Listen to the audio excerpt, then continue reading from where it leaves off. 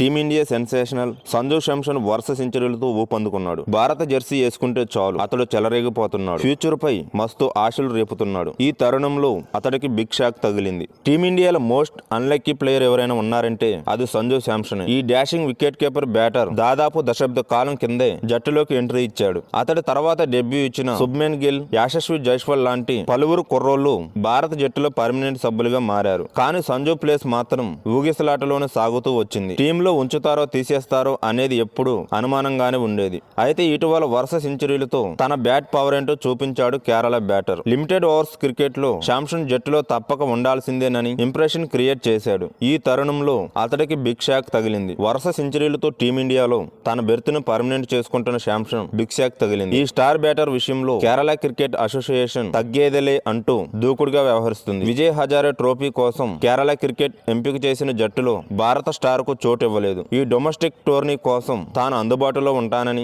2 రోజుల కిందే ప్రకటించాడు సంజు. వచ్చే ఏడాది ఆరంభంలో ఛాంపియన్స్ ట్రోఫీ 2025 జరగనుంది. ఈ టోర్నీలో ఆడే టీమిండియాలో చోటు దక్కించుకోవాలంటే విజయ్ హజారే ట్రోఫీలో శాంసన్ రాణించాల్సి ఉంటుంది. విజయ్ హజారే ట్రోఫీలో పరుగుల వరద పారించి ఛాంపియన్స్ ట్రోఫీ టీంలో తన స్థానాన్ని పదిలం చేసుకోవాలని సంజు భావించాడు. కానీ విజయ్ హజారే టోర్నీ కోసం నిర్వహించే సన్నిహిత శిబిరానికి అతన్ని ఎంపిక చేయలేదు. ఇందులో ఆడిన వారిని మెయిన్ టోర్నమెంట్ కు తీసుకుంటారు. అయితే కొన్ని కారణాల వల్ల ఈ శిబిరానికి రాలేదని సంజు చెప్పడం, ఆ తర్వాత ఆడతానని సమాచారం అందించాడు. అయితే సెలెక్టర్లు మాత్రం అతన్ని పక్కన పెట్టాలని డిసైడ్ అయ్యారని వినిపిస్తుంది. టోర్నీ ఆరంభమయ్యే నాటికి సెలెక్టర్లు సంజుకు మధ్య ఉన్న గ్యాప్ తొలగి అతడు ఆడితే ఏ ఇబ్బంది ఉండదు. ఒకవేళ ఆడకపోతే మాత్రం అతడికి ఛాంపియన్స్ ట్రోఫీ తలుపులు దాదాపుగా మూసుకుపోయినట్లేనని ఎక్స్పర్ట్స్ అంటున్నారు.